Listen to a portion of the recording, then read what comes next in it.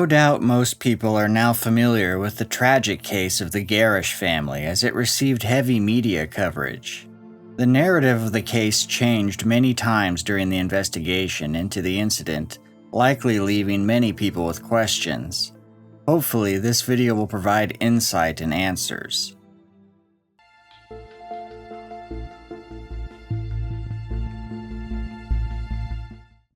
On August 15th of 2021, Jonathan Garish, Ellen Chung, their 1-year-old daughter Miju, and 8-year-old dog Oski went to hike a loop of trails near their home by the Sierra National Forest in California. They were to begin their hike at the Heights Cove Trail, then connect to the South Fork Merced Trail, and return to their vehicle by going up the Savage Lundy Trail. The family parked near the end of Heights Cove Road to begin their trek. Jonathan had a cell phone and Ellen had 2.5 liters of water in a backpack water bladder. Their daughter Miju was carried by Jonathan and strapped into a Kid Comfort backpack. The family never returned from their hiking trip. On August 16th, a family friend called authorities to report Jonathan and Ellen as missing because they had not spoken since the 14th. And the two did not show up to work that day. This individual reported that the Garish's house was still in order and untouched. Their friend said that the Garishes frequently go hiking, but it was unusual for them to be gone this long. A deputy arrived in the area and drove to the end of Heights Cove Road where he knew a trailhead was located. There he saw the couple's 2020 Ford F-150 vehicle parked and abandoned. Search and rescue was then called in to look for the overdue family. SAR teams began searching the trails by 4 a.m. the morning of August 17th, and a helicopter was called in to search from the air. It would not take them long to find what they were looking for. Jonathan, Miju, and their dog Oski would be discovered by search and rescue on the Savage Lundy Trail shortly after 9 a.m. All were deceased. While heading back toward the trailhead, a deputy noticed some disturbed dirt that appeared to indicate someone had tried running up the hillside, and he decided to investigate. The deputy first noticed a shoe before spotting the body of Ellen. The water bladder Ellen was carrying was completely empty. At the same time, the team that was continuing on down the trail found a key fob in the dirt. The key was photographed where it was found and then collected. All the bodies found were in moderate to an advanced state of decomposition. They were subsequently removed from the Devil's Gulch area and flown out to the Stanislaus County Coroner's Office for autopsy. The coroner's initial examinations on Jonathan showed no trauma and nothing out of the ordinary. Initially, he was unable to determine the cause of death, and the same was true for the rest of the family members. Detectives began by interviewing those who were close to the Garish family to learn more about them. Jonathan owned 4 homes in Mariposa County and was getting a $1 million renovation done on one of them. According to friends, he was very excited about it. Both Ellen and Jonathan were very protective over their daughter Miju. They were attentive to her needs as well as the temperature of her room during the hottest months of the year. A friend stated that they would never put their daughter in harm's way or do anything to harm themselves. They also said that they could see Jonathan hiking beyond his abilities, but they were surprised that Ellen, Miju, and their dog would be with him in that case. Detectives checked the Garish house for any signs of a struggle but found nothing out of the ordinary. Their cleaning lady had come by since the Garishes had gone missing and cleaned the house without knowing the family had died. She had noticed nothing strange either and had not heard from the Garishes since they had left for their hike. One of the first theories put forward was that the family possibly ran out of water and then tried drinking from a nearby creek which had been contaminated with toxic algae. Samples were taken from what little water was left in Ellen's 2.5-liter Osprey water bladder and then turned over for testing. The results came back that the water contained a moderately high amount of very small motile bacteria. 3 water samples were taken from different areas surrounding Devil's Gulch. Essentially, the first 2 samples showed nothing noteworthy that could harm a human family. The 3rd sample contained an anatoxin that's been known to kill dogs and livestock. but with no known human deaths. The low amount that was found in the water sample was unlikely to have killed the Garish family dog, unless it had ingested many liters of the water. The report notes that the levels of these toxins could have been different on the day the Garish family was in the area, as they are constantly changing. Test results on the bodies eventually came back, determining it was unlikely the Garish family died from ingesting toxic algae. Authorities investigated lightning strikes and mine gases as possible causes of death, but both were eventually ruled out. The examination of the Garish family dog, Oski, was done on August 20th. Not much could be determined about the dog's cause of death because of the state of decomposition. They found Oski had eaten leaves, ferns, and pine needles recently, but could not tell if the dog died of dehydration.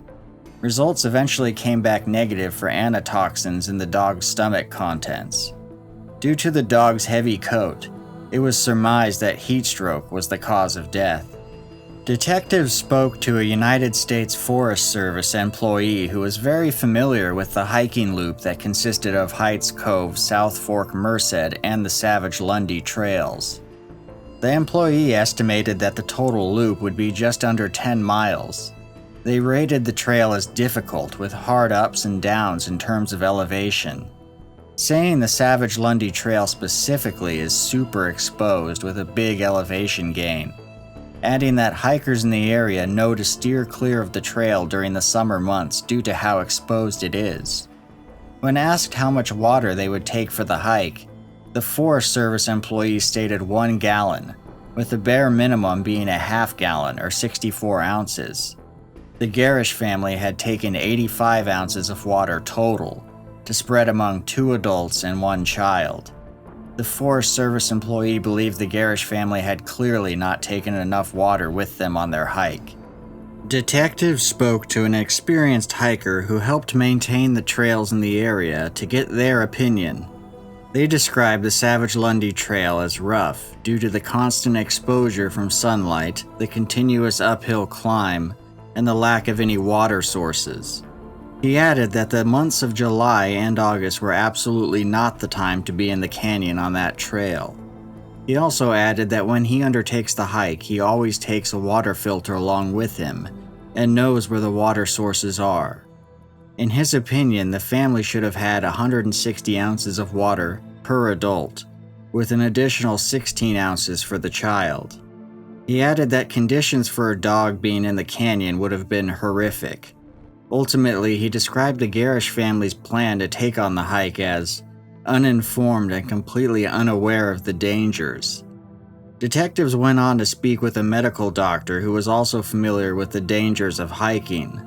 This doctor agreed that there was a good chance the family perished from heat stroke or hyperthermia, given the trail conditions and lack of water. Given the evidence, the following is a likely interpretation of what happened. At 7:45 a.m., a witness walking her dog on Heights Cove Road spotted the Garish family's Ford truck heading in the direction of Heights Cove trailhead. The Garish family would arrive at the trailhead just before 8 a.m. The family then parked their vehicle on a dirt road located just off of Heights Cove Road to begin their hike. At this time, the weather was 76 degrees Fahrenheit. Ellen had the 2.5-liter Osprey water bladder, and Jonathan had a Google Pixel 4 smartphone with him, but it is unlikely that it had reception when it was most needed. The Heights Cove Trail covers nearly 2,000 feet in elevation and is 2.2 miles. According to the Mariposa County Sheriff, it would take an experienced hiker roughly 2 hours to cover. By 10 a.m. that day, it was 92 degrees.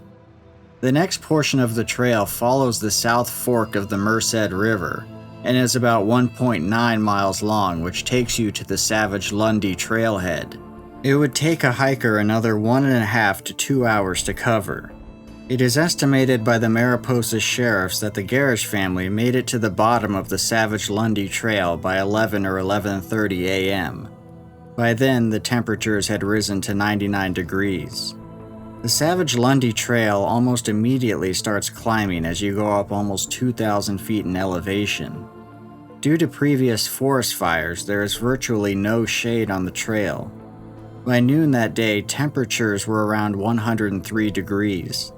By this time, their young daughter Miju was likely the first one to show symptoms of heat stress. This could easily encourage the parents to begin pushing themselves harder in order to get help for their child. Jonathan, being a larger person and the one carrying an extra weight, was likely the first to stop. He sits down with Miju and Oski, completely exhausted, while Ellen continues on as she fights to save her family. This may be evidenced by the fact that she was found on the hillside itself, having begun climbing straight up instead of following the path of all the switchbacks on the trail. The Garish family was found 2 miles up the Savage Lundy Trail and around 1.6 miles from their vehicle. Temperatures would reach a high of 109 degrees that day. The temperatures stated were the best estimates by the Mariposa County sheriffs, who believed the actual temperatures in Devil's Gulch could have been even higher that day.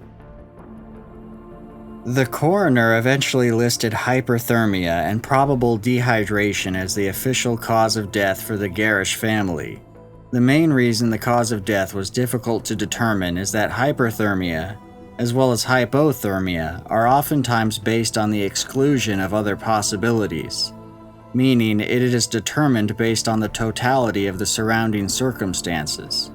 When someone dies from hyperthermia, their brain shuts down and subsequently their organs fail, which leads to death. This does not leave behind many telltale signs of what actually caused the death. All other possibilities are first investigated, even though they may seem unlikely, such as toxic algae, lightning strikes, and mine gases in this case. If none of those options pan out, then the only logical thing you are left with is hyperthermia, which is supported by the temperatures that day as well as the lack of water.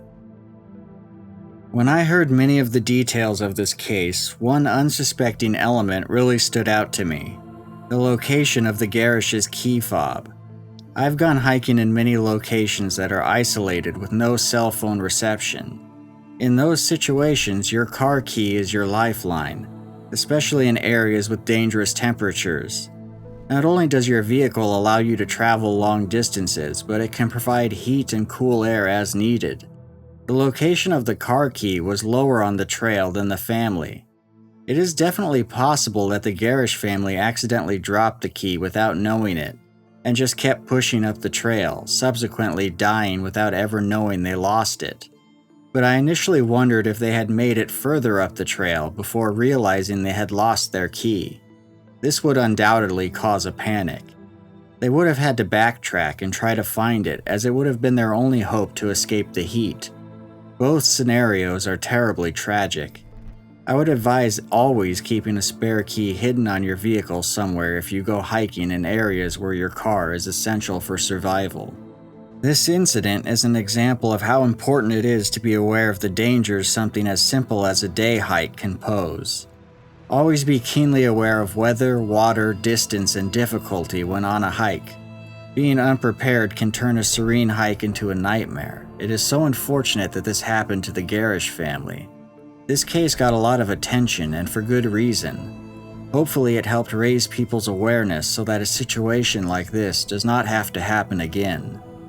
Until next time, thanks for watching.